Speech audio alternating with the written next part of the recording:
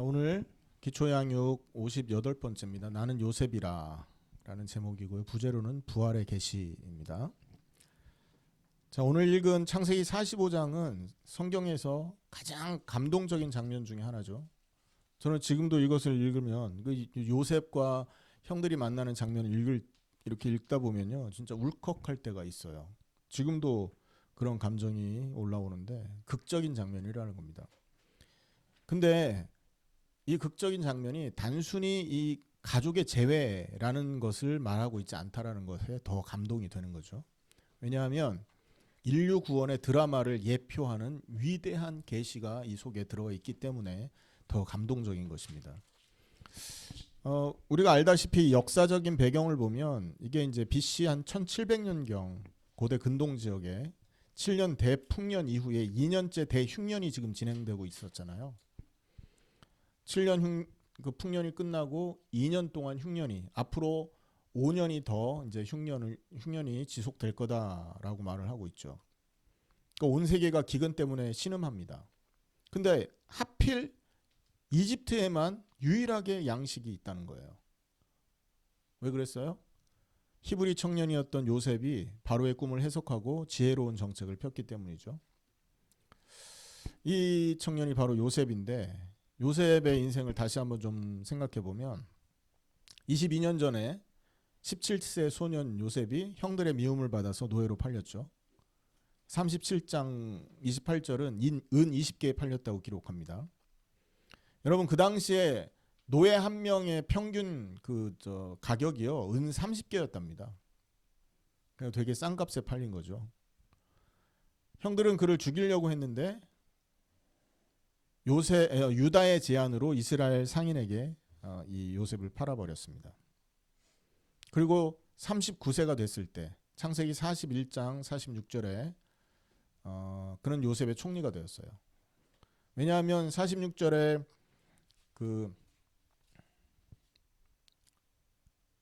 그리고 나서 지금 이제 요셉이 애굽의 총리가 되어서, 그럼 몇 살인 겁니까? 39세가 된 거죠. 왜냐하면 풍년 7년이 있었고 흉년이 2년 진행된 거니까.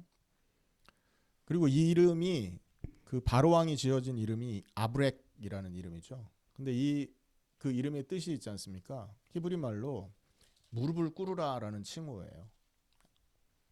그러니까 요셉에게 모두 무릎 꿇어라라는 말로 아브렉이라는 이름을 제안하죠. 그리고 나서 형들이 그 앞에 서 있는 겁니다. 여전히 형들은 이 요셉을 알아보지 못하고 있고 베냐민 때문에 간첩으로 몰려서 지금 은잔 사건으로 종이 될 위기에 처해 있는 겁니다. 이때 유다가 43절, 44장 33절에 유다가 대속 제안을 하죠.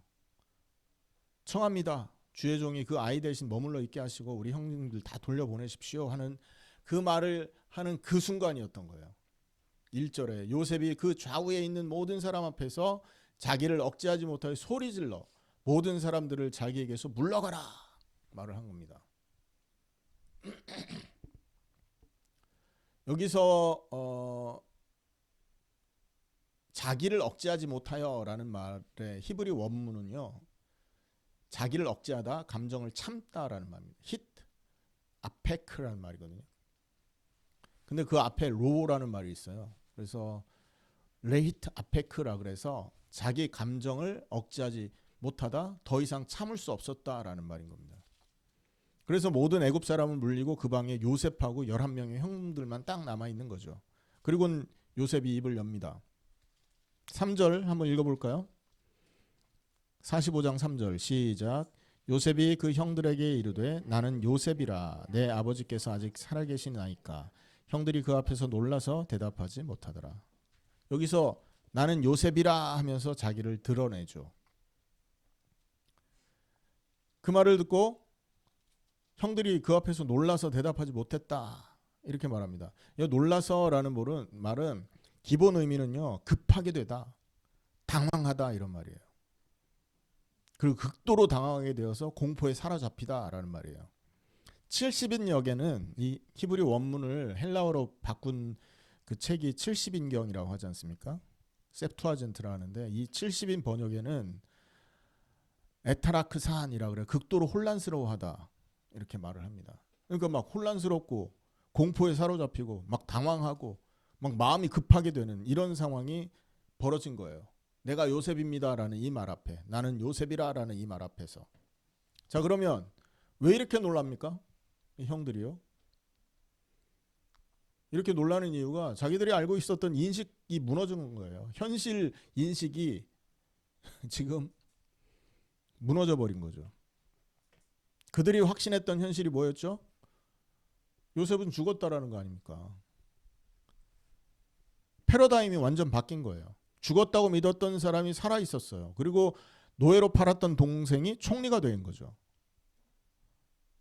그러니까 이게 완전 뒤집혀 버린 거예요. 이러니까 놀라고 당황스럽고 뭐 이렇게 되는 거죠. 그리고 실존적인 공포가 생기는 겁니다. existential fear라고 하는데 이 뭡니까? 자기들의 죄가 드러났고 이제 보응, 응보를 받을 차례가 됐다는 거예요. 22년간 숨겨왔던 비밀이 폭로되는 자리였던 거죠. 22년간 평생을 감춰왔던 이 비밀이 꽝 드러나는 이 순간에 당황 안 할 사람이 어디 있겠습니까? 무서워 안 할 사람이 없잖아요. 그리고 세 번째 이 사람들이 놀라는 이유가 신학적인 경외감에서 또 이게 드러나는 겁니다. 왜냐? 하나님의 섭리가 드러나지 않습니까? 신학적인 눈으로 보면 하나님을 경외할 수밖에 없는 상황인 거죠.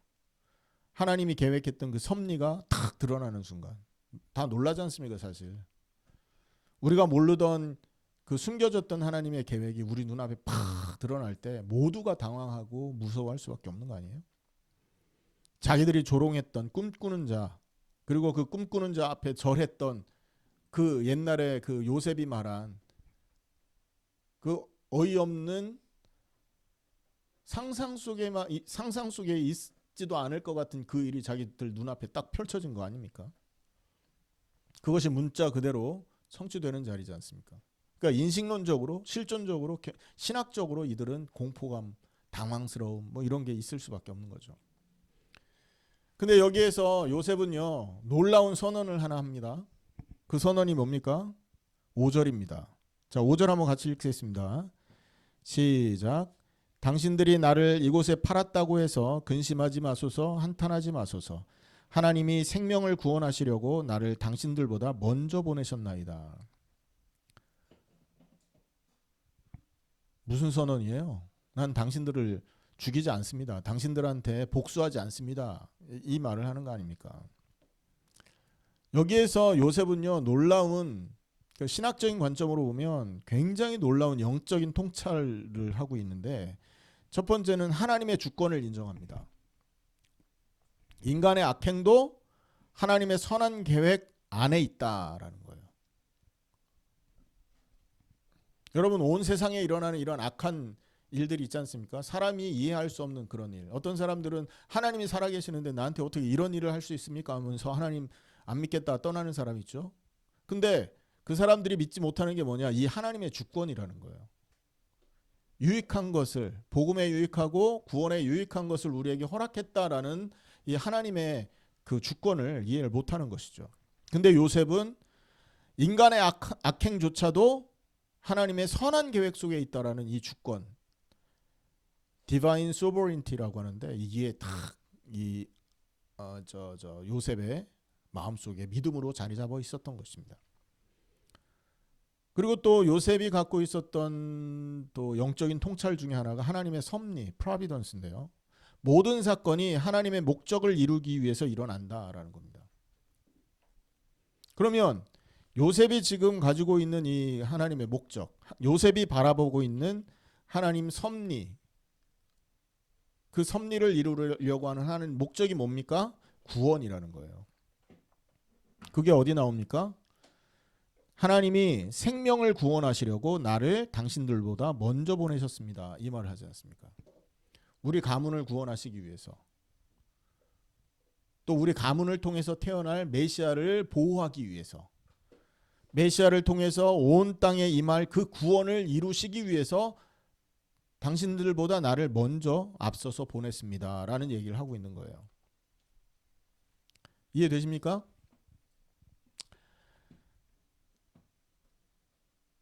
이해되시면 아멘. 지금 여기 전체적인 내용을 우리가 잠깐 좀 살펴본 거죠. 자, 그런데 이런 전체적인 배경 안에서 우리는 또 근본적으로 세 가지의 질문을 할 수 있어요. 첫째는요, 죽음과 부활의 문제. 이걸 질문할 수 있습니다. 죽은 자가 살아날 수 있냐? 이라는 거죠. 형들한테 요셉은 살았습니까? 죽었습니까? 형들한테 요셉은 죽은 자예요? 살아있는 자예요? 죽어있는 자지 않습니까? 그런데 살아났단 말이에요. 이건 단순히 오해가 아니고 죽음과 부활이라는 인류 최대의 수수께끼를 제공하고 있는 거예요. 고대 이집트의 신앙 아시죠, 여러분? 사후세계에 대한 강한 믿음이 있었지 않습니까? 이집트가 사후세계를 믿었다라는 증거가 뭐죠? 피라미드, 미이라 이거잖아요. 이게 증거입니다. 그들은 육체의 부활을 믿었었어요. 아이러니컬하게도 요셉은 이집트에서 죽은 자의 부활을 상징하는 그 사건의 주인공으로 드러난 거죠, 지금. 그러니까 이런 사건을 통해서 우리가 이제 독자의 관점에서는 과연 죽음과 부활의 문제를 그냥 넘길 수 있냐라는 겁니다. 그래서 우리는 죽음과 부활의 문제를 한번 생각해 봐야 되는 것이고, 두 번째는요, 정의와 용서의 문제입니다. 죄가 용서될 수 있느냐라는 거죠. 형들은 지금 요셉을 팔았잖아요. 거의 살인에 가까운 죄를 지었지 않습니까? 저스티스라는 정의는 바로 이 죄에 대한 대가를 요구하고 있어요. 눈에는 눈, 이에는 이. 이게 고대 근동 법원리였지 않습니까? BC 1750년에 함무라비 법전의 이 원칙을 따르고 있어요. 자, 그런데 요셉은 이런 세상의 법, 세상의 정의를 넘어서는 결단을 하죠. 형들을 용서합니다. 여러분, 이게 가능합니까? 자, 그럼 요셉이 선택한 이 행동은 정의를 포기하는 겁니까? 아니면 정의를 넘어서는 어떤 원리가 있는 겁니까? 세 번째는요, 악과 선의 문제, 선악의 문제입니다. 자, 어떻게 악이 선이 될 수 있습니까? 맞죠? 형들의 악행이 결과적으로 온 가족을 구원하는 도구가 됐잖아요. 요셉이 받았던 그 고난스러운 인생의 모습이 만민의 생명을 구하는 도구가 됐어요. 이게 하나님이 계획하고 하나님이 통치하는 세계의 핵심 원리지 않습니까, 이게.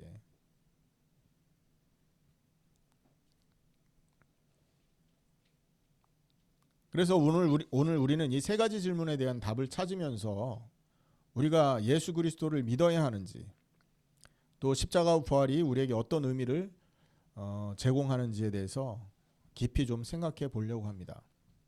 자, 본론으로 다시 돌아왔어요. 첫 번째입니다. 자, 나는 요셉이라 말했던 1절에서 8절 있죠. 여기에 부활의 계시와 정체성이 드러나 있어요.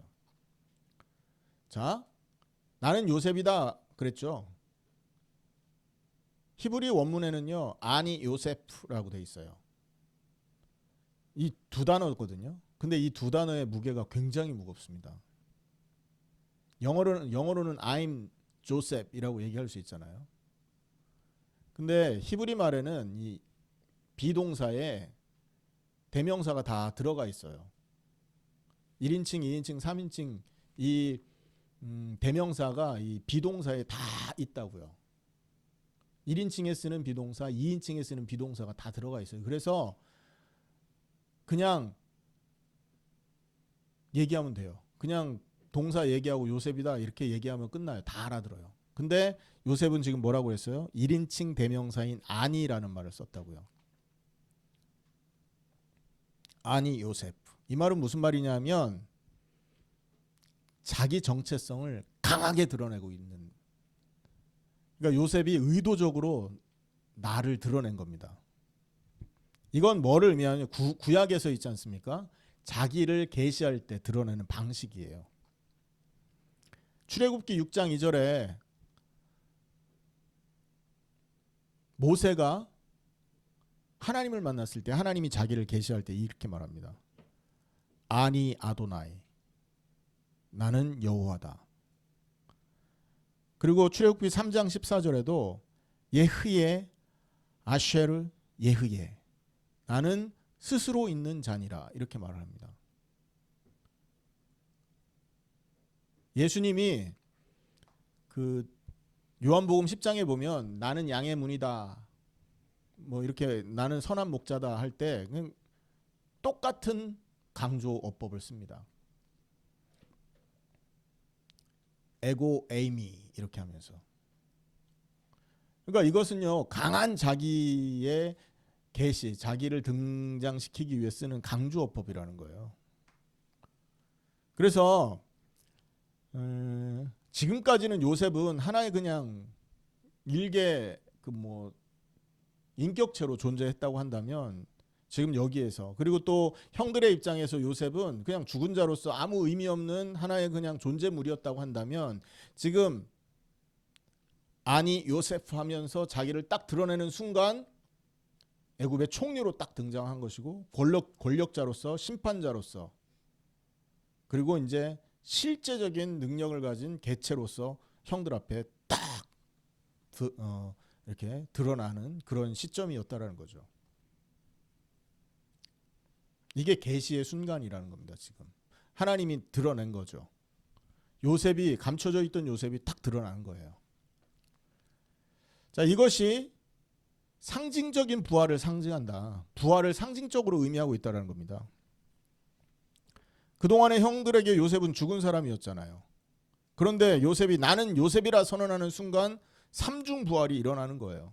물리적으로 죽었던 요셉이 실제로 살아나서 자기 눈앞에 나타났지 않습니까? 물리적인 부활로 연결된 거예요. 그 다음에 사회적인 죽음이 사회적인 부활로 등장한 겁니다.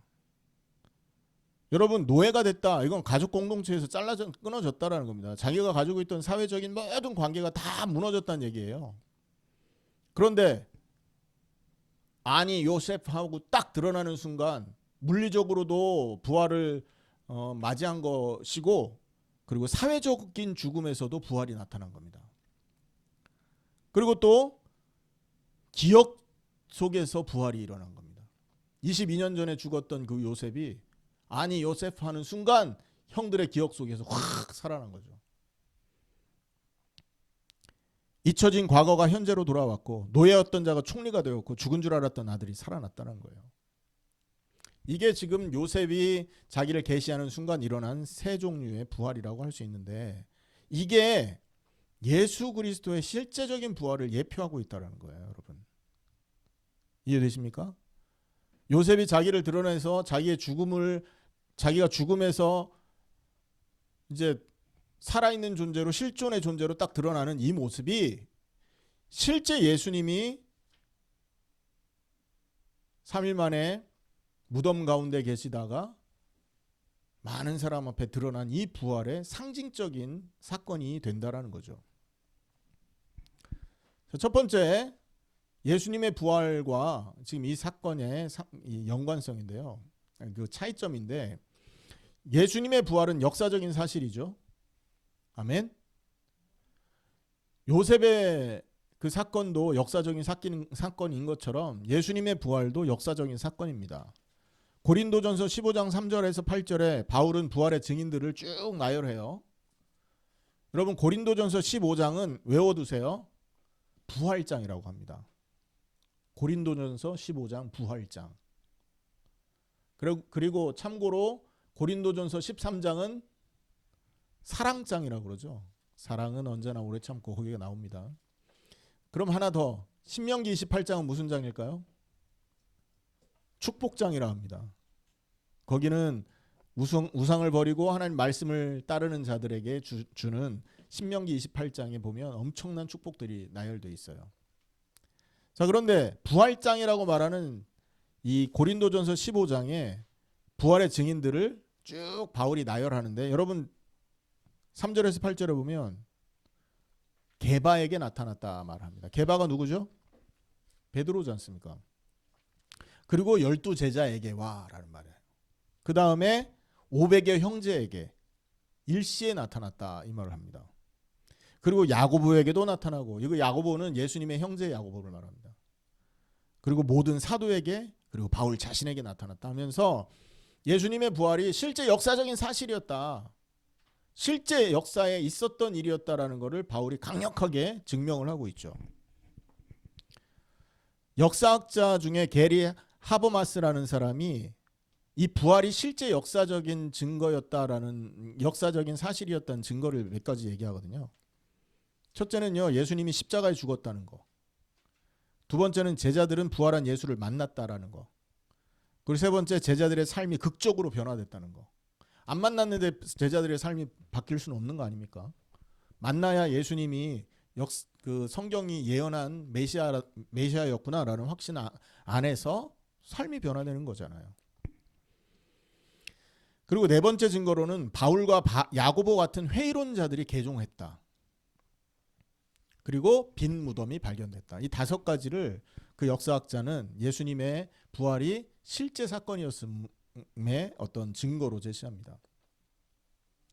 두 번째, 예수님의 이 부활과 이 요셉의 부활의 차이가 뭡니까? 신학적인 의미가 좀 달라요.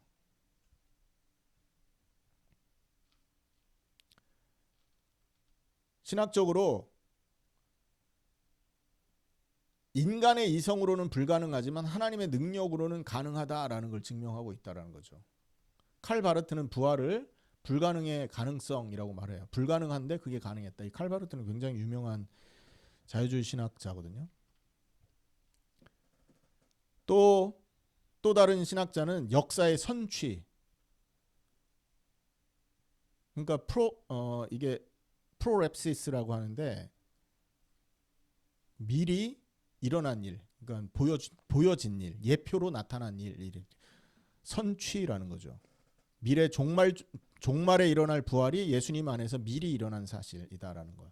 이게 부활의, 예수님이 가진 부활의 신학적인 의미인 겁니다. 불가능한데 생긴 것이고, 그리고 첫 열매로 일어난 일이다. 앞으로 이런 일들이 계속 있을 것이다라는 거죠. 이게 이제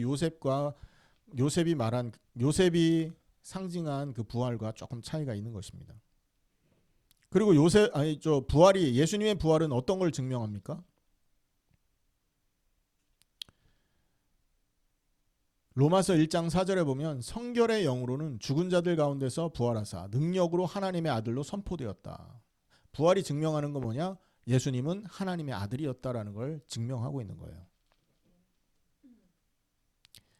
아들로 선포됐다 하는 이 선포됐다라는 단어가 헬라말로 호리조라고 하는데, 선포하다, 결정하다, 경계를 정하다라는 뜻을 갖고 있어요. 그래서 예수님이 부활했다 이 말은요, 하나님이 보셨을 때 예수님은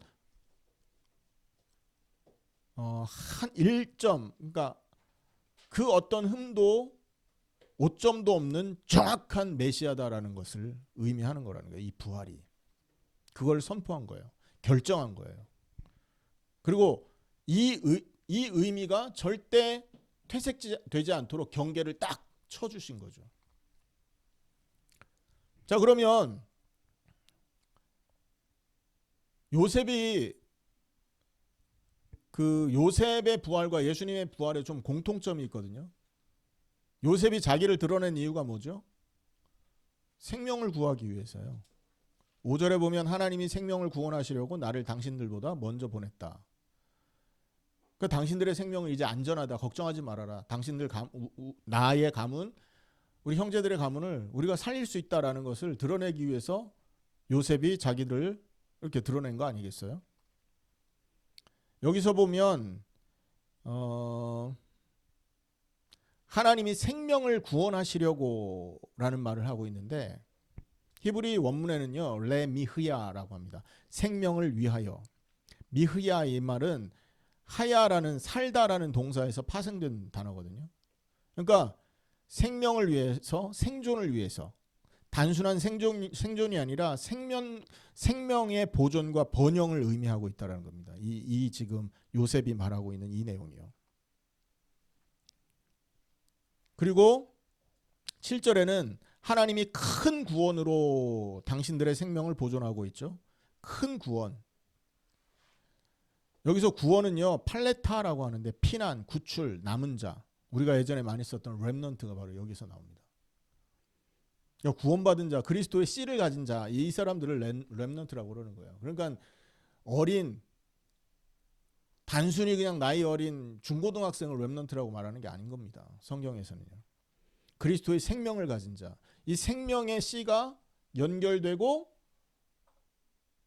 이 생명의 씨가 확산되고, 그래서 마지막 때에는 이 생명의 씨를 갖고 있는 하나님의 형상들이 온 땅에 가득하게 만드는 거, 이게 하나님이 갖고 계신 계획인 거예요. 그 처음에 이 생명의 불씨가 어디에서 출발한 거예요? 바로 이스라엘 백성을 통해서 출발한 거예요. 아브라함 가문을 통해서 출발한 거고요.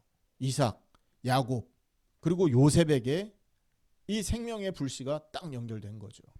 이걸 꺼뜨리면 안 되니까 하나님이 보존하기 위해서 사건을 만드셨다라는 의미가 되는 것이죠. 그래서 이게 예수님이 행하신 부활과 지금 요셉이 하고 있는 지금 나타내고 있는 부활의 공통점이 되는 것입니다. 예수님의 부활도 그렇잖아요. 요한복음 10장 10절. 내가 온 것은 양으로 생명을 얻게 하고 풍성히 얻게 하는 것이다. 여기서 이 생명은 조에라고 하는데요. 조에, 이 헬란 말인데 단순한 생물학적인 생명이 아니고 영적이고 영원한 생명을 말해요. 풍성히 얻게 한다. 여기서 페리소온이라는 말은 넘치다, 풍성하다, 측량할 수 없다라는 뜻을 갖고 있어요. 그러니까 이런 구원을 예수님이 우리에게 허락하기 위해서, 그리고 이 예수님의 이런 구원을 보존하기 위해서 요셉이 사용됐다라는 것이죠. 아멘입니까? 이게 그래서 이 요셉의 부활과 예수님의 부활의 공통점이 되는 것입니다. 자, 그리고 요셉은요 자기를 드러내면서 하나님의 섭리를 얘기하는데 8절에 보면 나를 이르러 보낸 이는 당신들이 아니요 하나님이시다 이렇게 말하죠. 이건 굉장한 신학적인 선언이 돼요. 인간적인 차원에서는 형들이 요셉을 팔았습니다. 그러나 하나님의 관점에서는 하나님이 요셉을 보낸 거예요. 누구를 통해서? 형들을 통해서, 또 상인들을 통해서. 그래서 이 유명한 신학자 칼빈은요, 이 종교개혁자죠. 하나님의 섭리의 관점에서 이 섭리를 세 가지로 말하지 않습니까? 보존, 협력, 통치. 창조물을 유지하시고 창조물과 함께 하시고 모든 것을 하나님의 목적으로 인도하신다. 이렇게도 얘기합니다. 그래서 이 예수님의 부활과 요셉의 부활의 차이점과 공통점 이렇게 나눠진다라는 겁니다. 단순히 요셉은 사회적으로 죽었다가 부활한 것이고, 뭐 존재론적으로 죽었다 부활한 것이고, 또 뭐 인식론적으로 죽었다 부활한 거라고 한다면, 예수님은 실제 역사적으로 실제 죽음에 계시다가 살아나신 것이고, 그리고 그 부활을 통해서 우리에게 영원히 보존될 수 있는 생명을 우리에게 안겨주셨다라는 것이죠. 자, 두 번째 우리가 아까 고민해야 될, 그러니까 첫 번째는 이 죽음과 생명에 대한 그 물음에 대한 질문에 대한 답이었던 거고요. 두 번째는 뭐냐면 이 용서와 화해에 대한 질문입니다. 요셉이 4절에 보면 내게로 가까이 오소서 이렇게 말하죠. 부드러운 권유를 하고 있습니다. 그러니까 두려워하는 형들을 부드럽게 준 초청을 하고 있는 거예요. 그러면서 5절에 당신들이 나를 이곳에 팔았다고 해서 근심하지 마소서, 한탄하지 마소서 이렇게 말하잖아요. 그러니까 한마디로 말하면 여기서 근심하지 마소서, 한탄하지 마소서 이 말은요, 그 히브리 말로는 고통스러워하지 마세요, 슬퍼하지 마세요라는 말입니다. 알테아체프라고 해서 근심하지 말라라는 말에 아차프라는 어근이 있는데 고통스러워하다, 슬퍼하다라는 말이거든요. 그 다음에 너희 눈에 노여하지 말아라 이 말은요, 자기 자신에 대한 분노를 멈추어 달라라는 뜻입니다. 형님들 22년 전에 내가 당신들을 이렇게 노엽게 만들어서 내가 지금 이렇게 형들을 통해서 팔렸지 않습니까? 그때 가졌던 그 노여움과 분노를 풀어주세요라는 얘기인 거예요.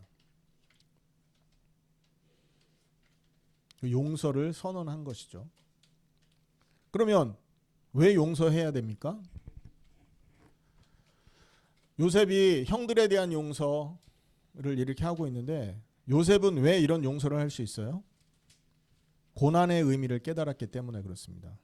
자기의 고난이 어떤 것을 의미하고 있었는지를 알았기 때문에 자기가 받은 이 고난이 아주 무의미한 것이 아니라 더 큰 목적을 위한 과정이었다라는 것을 깨달았기 때문에 용서가 될 수 있었던 거죠. 그리고 두 번째, 요셉이 용서할 수 있었던 이유는 하나님의 주권을 인정했기 때문에 그렇습니다. 하나님이 나를 보내셨다.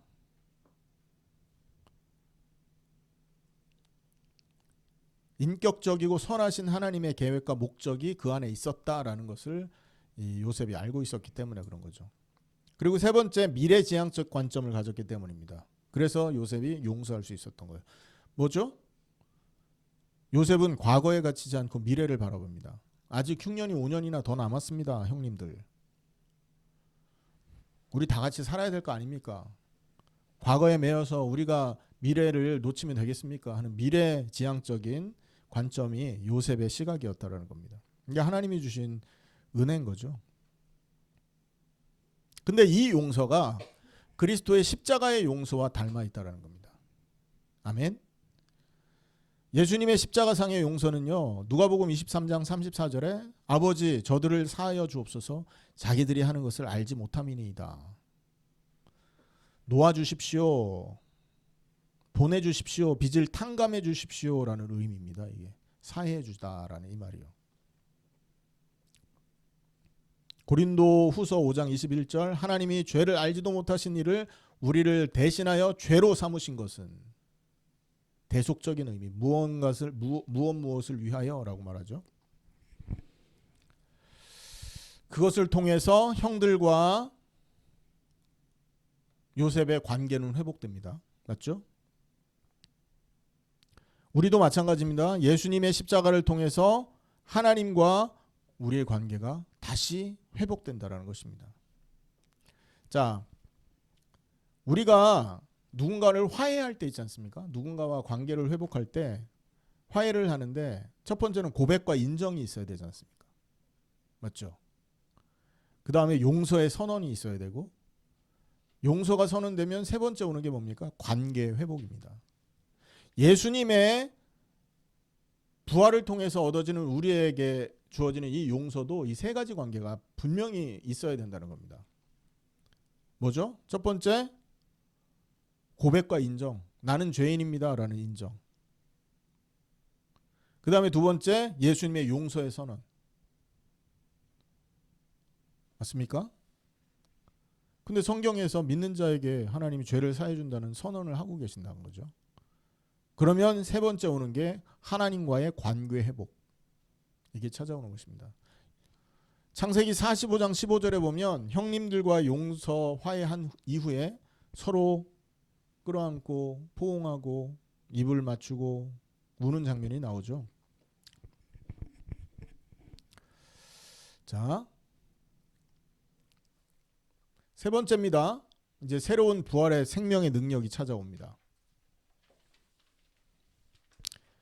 16절에서 28절의 내용을 이제 살펴보면 여기에 새로운 삶의 초대가 나와요.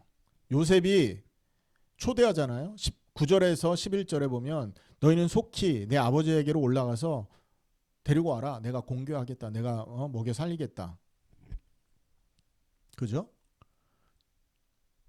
요셉이 초대합니다. 자, 그리고 초대하는 이유가 뭐예요? 고센 땅을 새로운 처소를 만들겠다. 그리고 거기에 공급하는데 뭘 공급해요? 5년 동안 너희들 고생할 때 먹을 수 있는 양식 다 공급하겠다라는 거. 먹고 쓸 거 다 주겠다라는 거죠. 그리고 10절에 보면 자녀와 손자들과 양과 소와 모든 소유를 다 이주해라. 가족을 보존시키겠다라는 겁니다. 요셉은 이런 의미를 갖고 초대를 하고요. 그리고 바로는 17절에서 20절에 보면 이 요셉의 이러한 행위를 확증시켜주죠. 증명시켜 주죠. 국가적으로 보장해 줍니다. 그러니까 이집트의 파라오가 요셉의 말을 공인했어요. 그럼 어떤 영향이 따라오죠? 어떤 결과물이 따라오느냐 하면 취소될 수 없는 법적인 효력이 생기게 됩니다. 이해되십니까? 뭐 직원들이 아무리 이렇게 해도 위에서 결제 안 하면 그게 효력을 내지 못하잖아요. 하지만 어린아이라도 뭔가를 얘기했을 때 대통령이 딱 인가하면 그게 법적 효력을 가지는 거하고 똑같은 겁니다.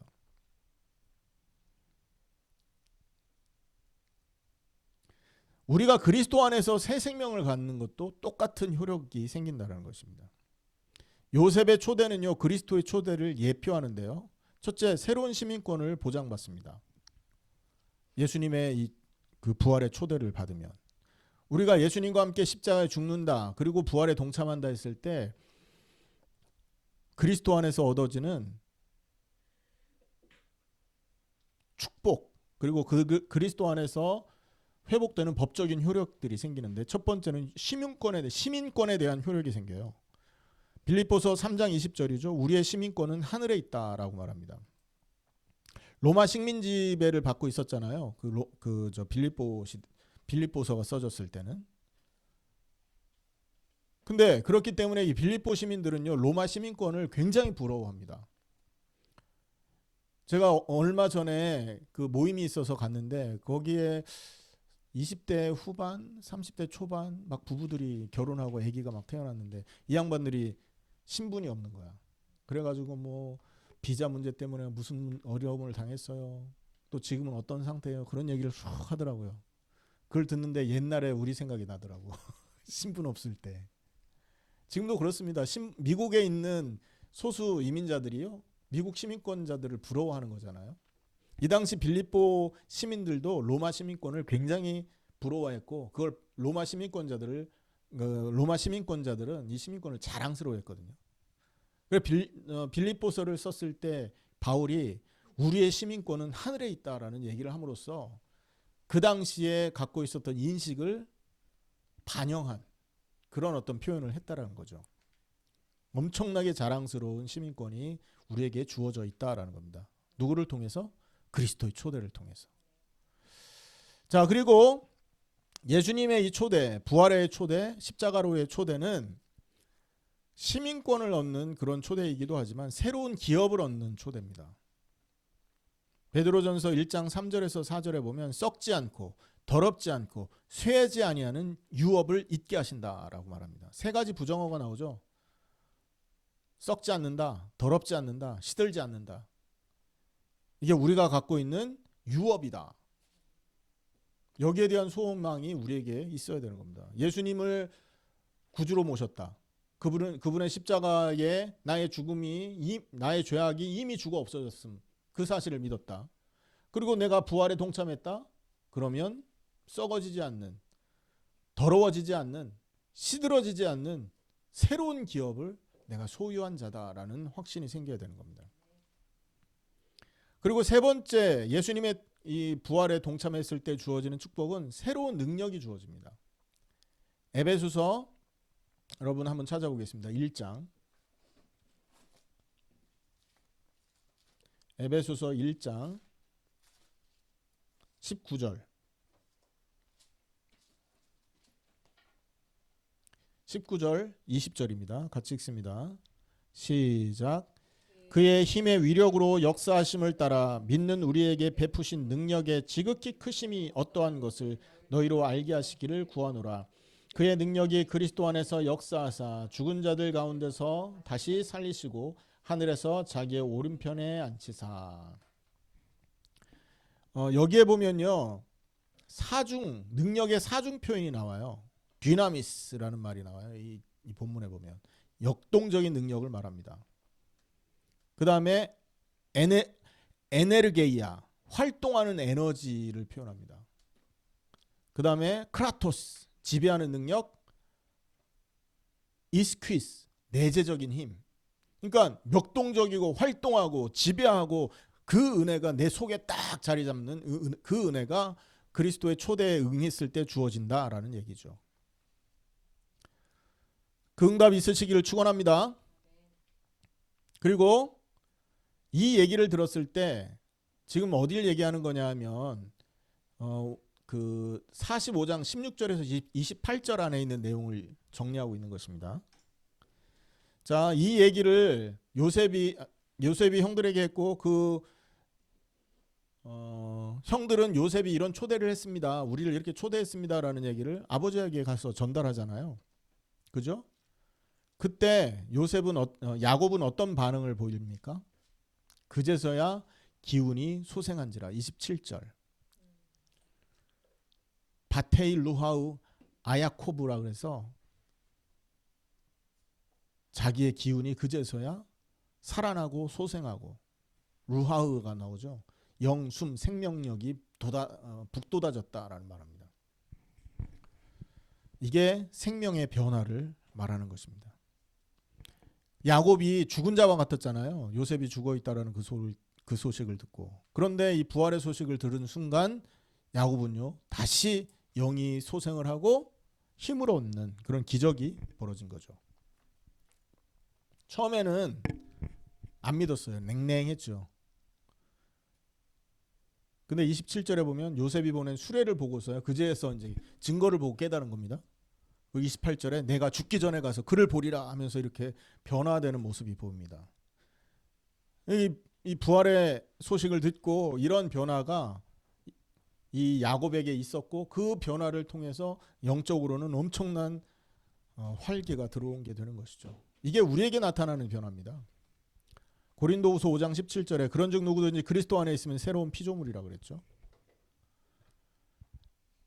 그리고 로마서 6장 4절에 그의 죽으심으로 합하여 세례 받음으로 우리가 새 생명 가운데 함께하게 하십니다. 이렇게 말합니다.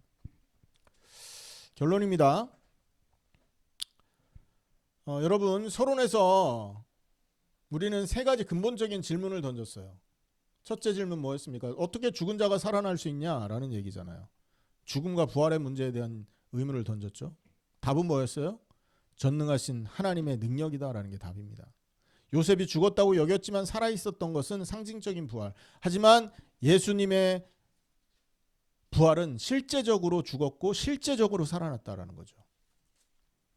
그것을 증명하는 것이 빈무덤이었고 증인이었고 제자들의 변화, 교회의 탄생 이런 것들입니다.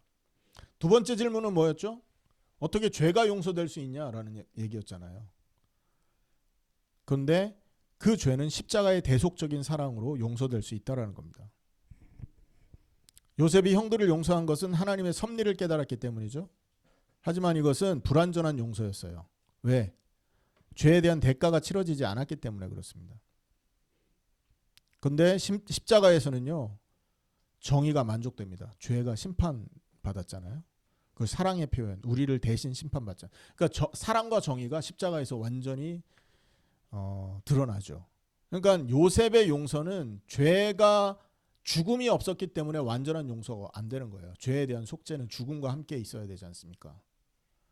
근데 예수님의 용서는 죽음이 동반됐기 때문에 완전한 용서가 되는 것이고 이것이 정의의 실현이요 사랑의 실현의 결정체가 되는 것입니다. 그리고 세 번째 질문 뭐였죠? 어떻게 악이 선이 될 수 있냐? 고난과 영광의 문제였죠. 부활을 통한 변형이 일어남으로써 이게 가능해지는 것입니다. 트랜스포메이션이라고 하죠. 요셉의 고난이 구원의 도구가 된 것처럼 그리스도의 십자가가 영광의 통로가 되었다는 거예요. 그래서 악이 선이 될 수 있는 것입니다. 그럼 우리는 왜 예수 믿어야 됩니까? 우리는 용서받을 수 없는 죄인이기 때문에 그렇습니다. 우리는 영원히 심판받아야 될 우상을 가지고 있는 자들이에요. 나라는 우상. 하나님 자리에 나를 하나님으로 올려놓고 있잖아요. 이것을 해결할 수 있는 길은요 그리스도의 십자가와 부활 외에는 없습니다. 예수님만이 생명을 주시는 것입니다. 그리고는 마침내 야곱이 결단하죠. 28절 한번 읽어볼까요? 창세기 45장 28절. 창세기 45장 28절. 같이 읽습니다. 시작. 이스라엘이 이르되 조카도다. 내 아들 요셉이 지금까지 살아 있으니 내가 죽기 전에 가서 그를 보리라 하니라. 죽기 전에 가서 보리라. 이건 단순한 육체적인 그 만남을 말하는 게 아니라 믿음의 결단을 말하는 거예요. 부활의 소식을 들었잖아요. 그러니까 나 예수님, 부활하신 예수님 만나야겠다, 이 말 아닙니까? 우리에게도 이런 결단이 있어야 되는 것입니다. 역사적으로 이미 검증이 끝났고 하나님이 부활을 선물로 주심으로써 모든 법적인 효력을 완성시켰어요. 그러면 이 얘기를 듣고 우리는 어떤 반응이어야 됩니까? 야곱의 반응이 일어나야 돼요. 내가 그 예수님을 한번 보겠다. 아멘. 내가 그 예수님을 만나서 내 인생이 예수님을 통해서 새로운 그런 변화의 축복을 누려야 되겠다라는 이런 결단이 필요한 것이죠. 이런 사람들에게 예수님은 항상 마음을 열고 문을 열고 계십니다. 와라, 믿어라, 받아라.